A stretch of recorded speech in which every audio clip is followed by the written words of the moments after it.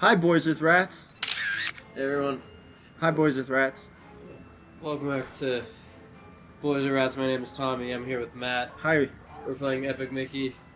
Sorry if I sound miffed. I'm really mad that I can't find this one Mickey episode. Because it was pretty dark and twisted. I'm here with Matt. That's like a lot of Disney history, you know? Yeah, I just saw a little clip of, the closest thing I can find was the Mad Doctor cutting off Pluto's head and putting it on a chicken. That's kind of the, that's the closest I could come to finding this freaking video. And if I'm being quite honest, Matt, I'm very upset that I couldn't find this video. Yeah. Because it was like dark and twisted and like pretty messed up. Like they wanted, I'm pretty sure the gist was they wanted Mickey's heart to put it in this thing to make it real. But then it's like you gotta let it go. Oh. Because I think what they wanted to do with Mickey's heart was put it in this girl that turns out to be the person's daughter, and he's like, you gotta let your dead daughter go. They were like, put a girl on. Put a girl on. And that's what they try to do with Mickey's heart, but in reality, would that be the same person with Mickey's heart? Because the heart and the soul and... Yeah. Yeah, hope you... That's an interesting philosophical question you've posed. Yeah, hopefully you guys aren't too mad at me being fucking non-verbal the first episode. I was really in the zone. That's what happens when you do studying and trying to learn. There's the platform. Bro, can I be honest with you? Yeah. I don't remember Any of this. Not even one bit! That should have been the first hint during the Spyro series that Yeah. that wasn't the actual game. Again, Yeah. guys, if you want the return of Spyro, leave a comment down below. Or if you fuck with the speedrunning method, Yeah. also comment that. And if you think Walt Disney sided with the Germans in World War II, comment that. Because you probably wouldn't be wrong. Should we even be playing this game? Isn't this propaganda? On a certain level, yeah. Not this level, though. Let's go, Brandon! Disney or Mickey Mouse is like public domain now, right? I don't know if it is anymore. Not anymore. Yeah, it was just like, I think, oh, I gotta kill this guy. I mean, I gotta unalive this fool. Well, isn't that the thing with Disney, is that they hate their fucking things to be on the public domain even though they stole them to begin with? Yeah, because, like, it became public domain or whatever, because, like, their copyright expired or whatever, but they probably hopped back on it immediately. Wrong. How are they able to do that? It's now public. I think they just probably have to refile the... Wrong. I don't think it's that simple as refiling. Correct. Let me look this up. Yeah. Because I feel like that's probably what they did. It's like, on iFunny, when you go to change your username, and you'd have to be, like, really fucking quick about it, reserving your old one on a different account. TikTok's not like that. I recently switched my TikTok name, and it's like, alright, you can't put this name in until 2 weeks later. Because that's when it comes. Oh, yeah. There's still the problem of the gate being closed, but I'm going to solve it, buddy. I can't wait to be done with this tutorial. The original Mickey Mouse from the 1928 cartoon Steamboat Willie entered the public domain on January 1st, 2024. The original Mickey Mouse, Minnie Mouse, and Peg Le Pete from the Steamboat Willie are now free from copyright. This means that anyone can copy, reproduce, and share, adapt, remix, and use them without permission. Still? What's not in the public domain? Later versions of Mickey are not. Okay, that's like the loophole. There's later versions of Mickey are not, even though they're the same character. Let me look this up. Why Disney are shitheads with public domain? Yeah, why Disney are suck? Fuck, what was it? It was a TikTok, and it was like when you find a hidden Mickey in the divorce papers. It's like, oh my god, I got it! do people get anything for finding the? Dude, there's so much messed up stuff you hear about like Disney World and Disneyland and all these things, like how they can't fucking. Like, do you remember that story recently of like someone having allergic or someone's wife having allergic reaction at one of their restaurants, even though they're like, hey, does this food contain this or is there this in the kitchen? And she passed away. Really? And the guy was trying to sue Disney, but Disney has this loophole thing where it was Oh like, yeah. where it's like, oh, hey, you signed up for a Disney Plus trial, you cannot sue us anymore. I don't, Dang. and I think that stuff is still ongoing. If I'm pretty sure. Yeah, Disney is definitely one of those dystopian mega corporations. Yeah, then it's like you hear it all the time with the fucking alligators. It's like, hey, Oh yeah. here's all these signs with these alligators. Don't let your kids play over here. Mind you, this is also part of the parents' fart. Parents, not fart, fart, but Fart being just sound effect. negligent, right? And letting their kids play in this area where there's alligators. But at the same time, like you said, mega corporation. Yeah. I really don't want to like make it sound like I'm holier than thou or anything like that, because I'm really fucking not. I'm just a guy, right? I'm just one of a million. But as I've been in my sobriety and stuff like that, and just learning things, trying things, reading about things, I just can't really condone any of that anymore. Like, I think, how do I say this? This might sound fucked up, but like I generally don't think a lot of people, especially some of the people who are growing up nowadays, are able to handle any of it. Cause not because of purely them, but like because the stuff that's out there right now is so evolved and so advanced. Yeah. Right? Like so many like products have like 60% THC. Yeah. Which retrospect is absolutely crazy. That's what I was thinking, especially with weed, bro. Cause like I had my little stoner period, bro. That shit was like intense. Like I was straight up. I would smoke to the point where I was like straight up like nodding off, like as if I was on some like hard drugs. And like I look back and it's like, cause I watched a video about it. It's like because weed was so vilified for so long. And now that's legal, it's like the response is like, oh, it's the best thing ever, and it's like this miracle drug that does no harm. But it's like when I look back, like they had a pretty serious negative effect on my life. Yeah. You know, it's like I skipped out on so many like social events and shit just so I could smoke, and it's like I lost a lot of weight. We talked about this in the car the other day with Sean because it's like I wasn't hungry unless I was high, and when I was high, I was too high to get food. And so it's like I just started shedding weight like crazy. Mm-hmm. And I'm definitely missing something here because I've been in the same area for a long time. That's alright, man. It's on par for us to be lost in an area. Yeah.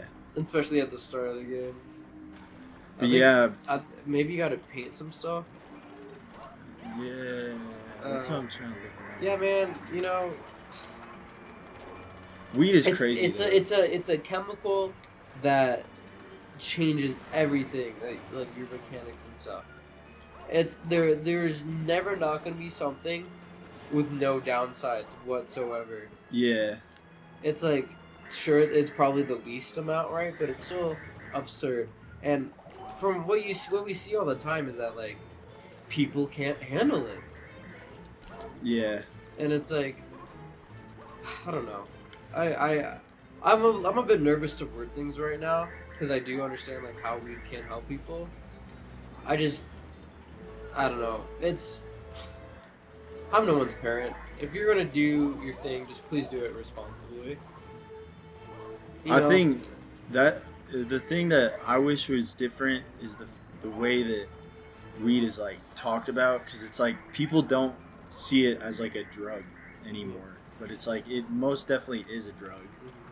And it's like, because I think it's in the video I saw, it was like 3 out of 10 people who use weed will develop like a substance abuse disorder with weed. Mm-hmm. And so it's like the majority of people, it's no big deal. But those 3 out of 10, of which I am definitely one, it is a huge problem. Yeah. But then it's like when you do end up with a problem, it's like people will straight up laugh at you for being like, you have a problem with weed? It's just weed, bro. Yeah. It's like, dude, this is seriously negatively impacting my life. Yeah, weed is as many people love to not like to joke about it or like not say it is.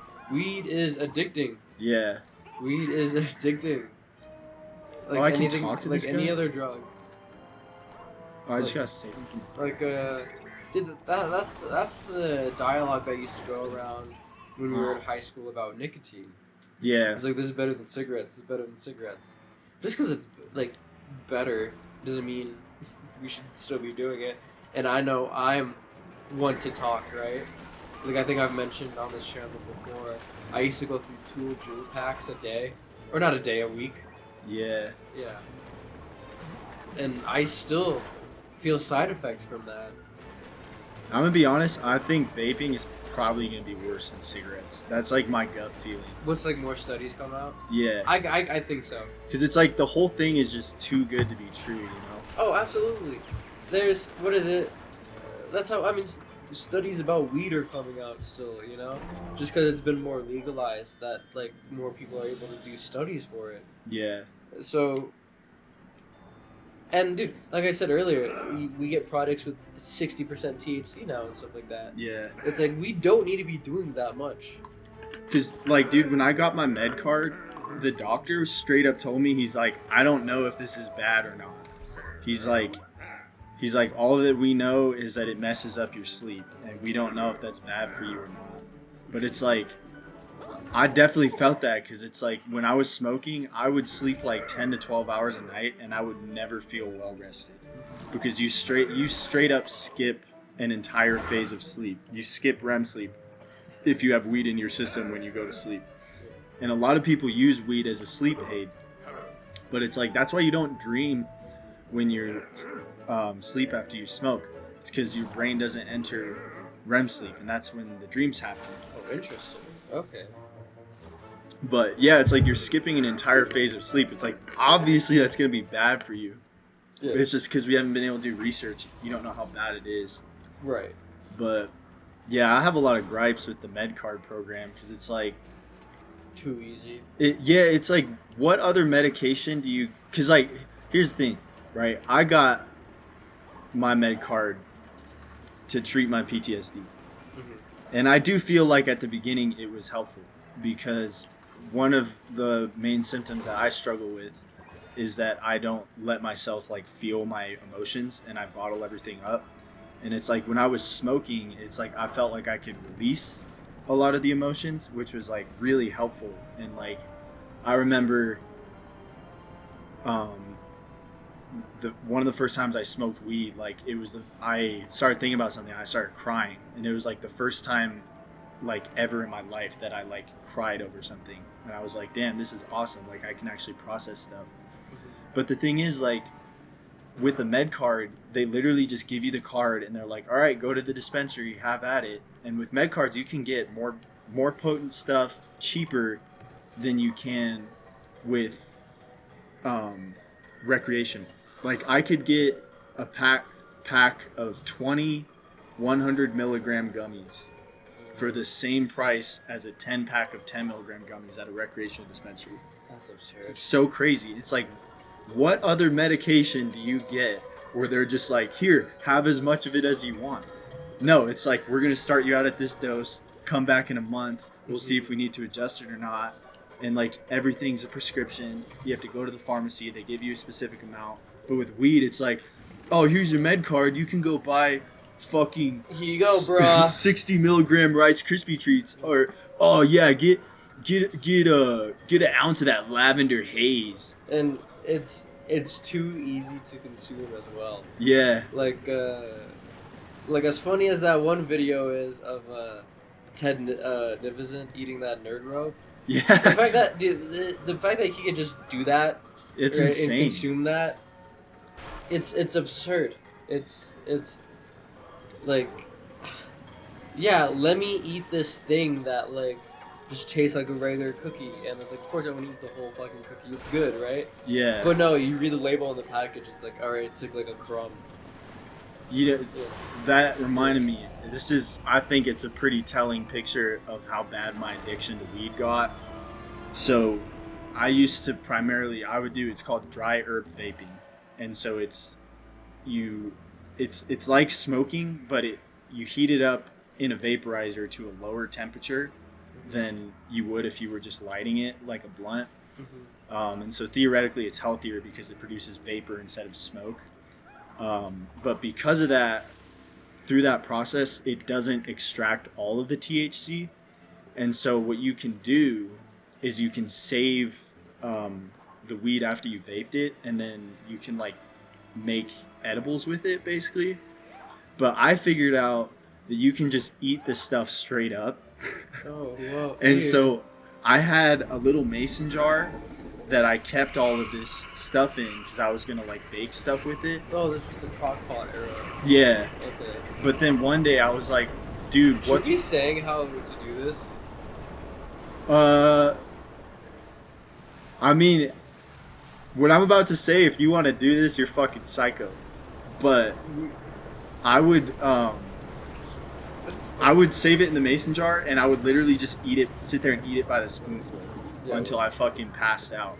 And it's like, that's fucking crazy. Like, I'm literally sitting in my living room by myself in the dark eating burnt plant matter to get high by the fucking spoonful. Like, it literally, and it's tasted like I was eating dirt. And it's like, I didn't know, and I didn't know you were doing any of this. Yeah, bro. You were smoking. That's the thing. It's like after I got sober, I told my therapist, and he was like, dude, I didn't even, because it's like I was not honest with anybody about how much I was using. Like, even my friends, it's like because people would ask me, they're like, oh, how much do you smoke? I would tell them like maybe half of what I was actually smoking. But yeah, like I was doing some heavy weed use, and it really like messed me up in a lot of ways. But I'm really glad you got sober. I came to my senses. It was just because you were going through it pretty fucking hard. Yeah, I was definitely running away from some things. But I think I got sober because alright, my favorite band is Sleep Token. Right, I've probably mentioned that before.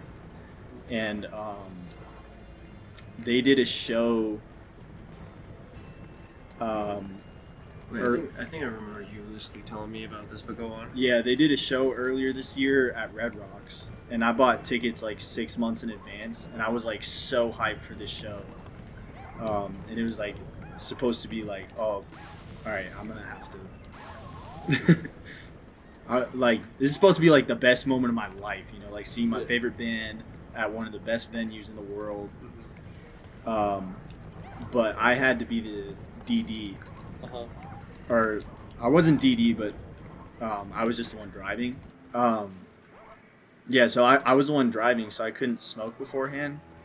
And like the whole concert, I was just like, whatever. Like, I didn't give a fuck at all that I was even there. And I was like, damn, this is crazy that my dopamine receptors are so fried that like I don't even experience joy anymore unless I'm high. Yeah. And so I was like, all right. I was like, okay, I think maybe it's time to take a tolerance break. And I was like, okay, I'm going to finish the rest of my weed and then I'm going to take a tolerance break. And the last of the stuff I had some of those 100 milligram gummies. And I took one of them and like I actually started hearing voices. Like for the first time in my fucking life, I started hearing voices. And it was fucking scary. Like you told me that you were prone to that. Yeah. When you first started doing weed and stuff. Yeah, because I have a family history of schizophrenia, and the thing is, like, any type of drug use will absolutely accelerate that. And I was terrified because I'm like, dude, I don't want to bring on schizophrenia. And then also, it's like I'm terrified because these voices, they sounded like Miranda Cosgrove. And I was like sitting there, I'm like, why the fuck is Miranda Cosgrove like whispering shit in my ear right now? And not freaky shit like you would want. Sorry. But yeah, after that, I was like, I need to like quit now. And dude, those withdrawals from weed was like one of the worst experiences of my life, bro. Yeah. That was like straight up. I felt like I was in hell for a few days. Because it was like I could not sleep. I could maybe get like an hour or two of sleep a night. I had no appetite. It's like, so, like, if you think about it, when you're eating food, the process of eating food is actually kind of gross, like chewing and shit. Yeah. I think it's just like you're so hungry that like you don't even think about it.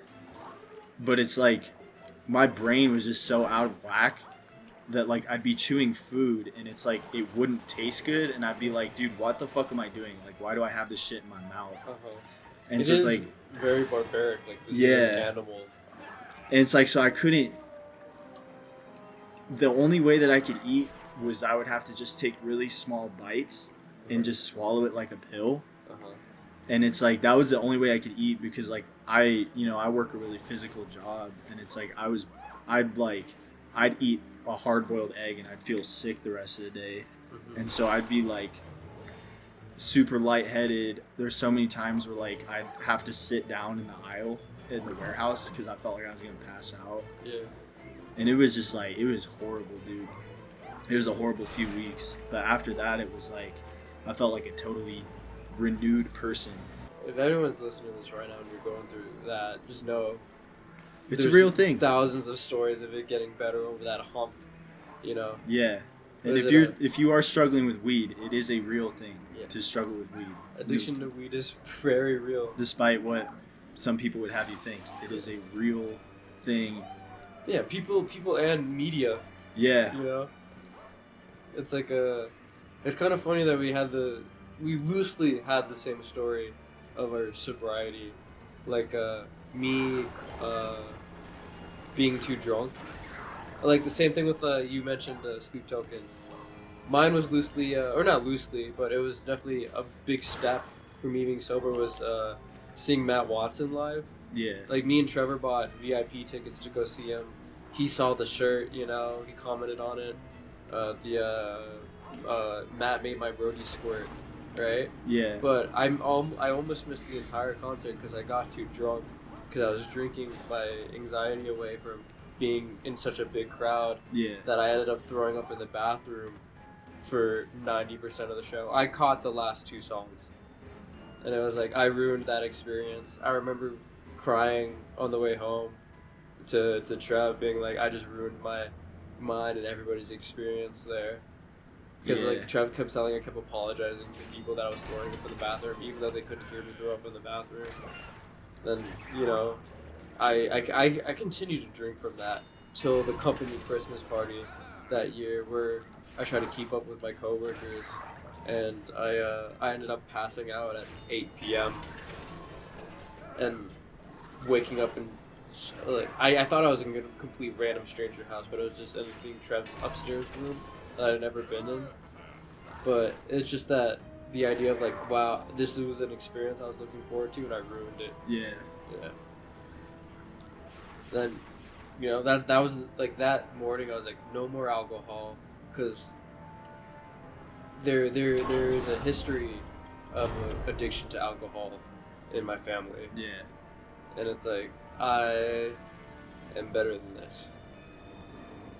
But I was still vaping at that time though. But eventually, after Vegas that year, I was like, all right, no more vaping, because I've been on and off wanting to quit vaping, right, for a long time.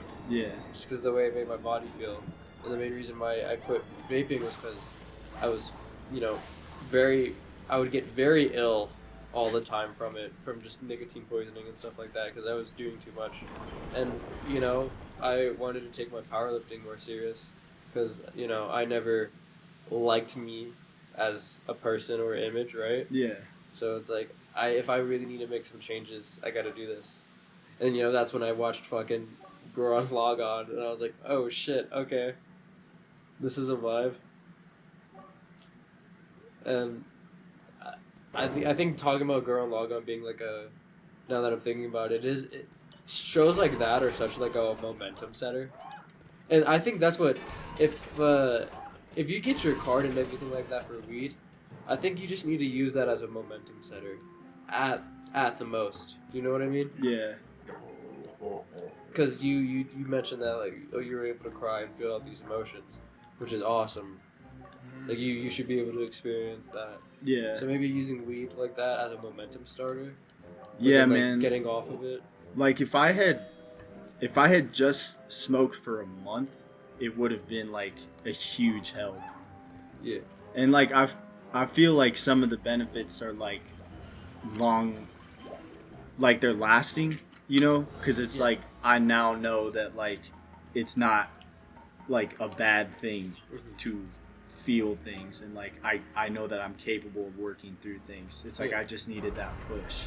Yeah, and you would start building habits. Yeah. And more tools in your toolbox and such. But it's like that. It was just it was too much of an enabler to just go completely off the rails. Mm-hmm. I think that's because it's like I think if weed were treated like other medications, and it's like you have to check in with the doctor once a month, and you have to like. That's interesting. Yeah. Racist. Yeah, if you had to like check in with the doctor once a month, do a reevaluation, whatever, I think it could really have some potential to be helpful. But the way that it is now, at least in Colorado, where it's just like whatever, yeah, man, is a problem.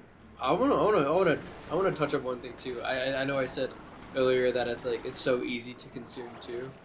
Yeah. Right. There's like other stuff that's very addictive that's way harder to consume. Like for example, alcohol. Right? Yeah. That shit tastes so gross, depending on like your mixture and stuff like that. And it's more expensive. You know, it's how do I say this? When shit starts hurting your wallet, that's also when it becomes extra bad as well. Yeah. Because you're leaving other responsibilities out. But like we were saying, a momentum starter. That's the other problem with the med card is because like the whole justification for making recreational weed legal, aside from the whole like it's not as bad as alcohol thing, is that they can tax the fuck out of it, and so like 30% of what you pay is taxes. But when you get a med card, you pay regular sales tax, and then the dispensary does not have to pay the ridiculous taxes to the grower. Really? And so that's why it's so much cheaper. But it's like, that was the thing with the med card, is it's like, it did not hurt my wallet at all. You know, because it's like, I'd be on like I was on like the fucking weed subreddit, and the people in Europe, they're like, oh, it costs $300 for me to buy an ounce of weed. And I was like, damn, that's crazy. It cost me $50 to get an ounce of weed, and it's more potent than whatever shit you have in fucking Europe. Yeah, and if I'm cool with the guy, I get a discount too. Yeah, and there's a dispensary on every fucking block here in Colorado. Yeah. Except for the county that I live in, which is like one thing. It's really shitty. It's very conservative county. I really am not a fan of it, but the one thing that I do like about it is the fact that they banned weed sales within the county, so there's not dispensaries everywhere, which is nice for someone who's, you know, trying to stay clean of that stuff. Mm-hmm. It's nice to not have to be around that all the time. But yeah, especially when I was like living up in Denver, it was like everywhere I went, every block there's a dispensary, and they've got like sales going on. Yeah, that's another scary thing though, is that like some of the people who do need it, right? They might not be able to afford it, but at the same time, they might be using it to, how do I say this? Because of the situations they're in, right? Yeah. And they might not have the environment to not get addicted to it or crunch on it. So it's very scary how it's all set up. Yeah. It's pretty fucked up. Yeah. System. Yeah. It fully is, and in my opinion, it's very much done on purpose. Yeah. Call me a conspiracy or whatever. Yeah, I was But- about to say, get your tinfoil hat on. Yeah, I fully believe that the way the system is set up right now is done on purpose. Yeah. It is calculated and horrid. I'm not gonna pay you to do something I can easily do, Gremlin. Yeah, speaking of Gremlin, we'll Gremlin Then you guys next time. time on Boy with Rat. Yeah, you two. sorry for the not sorry. I hope this conversation has been an eye opener for you guys. If just to think about it. Whoa, shit. I know. That scared the fuck out of me. Like a jump scare, but fuck, man, we talk about this sort of thing probably once a month, me and you. Yeah. If we're recording or not recording, it just depends, you know. But where was I going with this? Yeah, I mean, I hope this guys has helped you out, or maybe open up some eyes. You know, don't be scared to get help. You know, if you're over that sobriety thing, you got it. And if you know a friend as well, just check up on them. You know, Ooh, I clutched that. that's about it. So yeah. Yeah, see you guys. Or maybe I can clutch this before the episode ends. Oh, all right, now.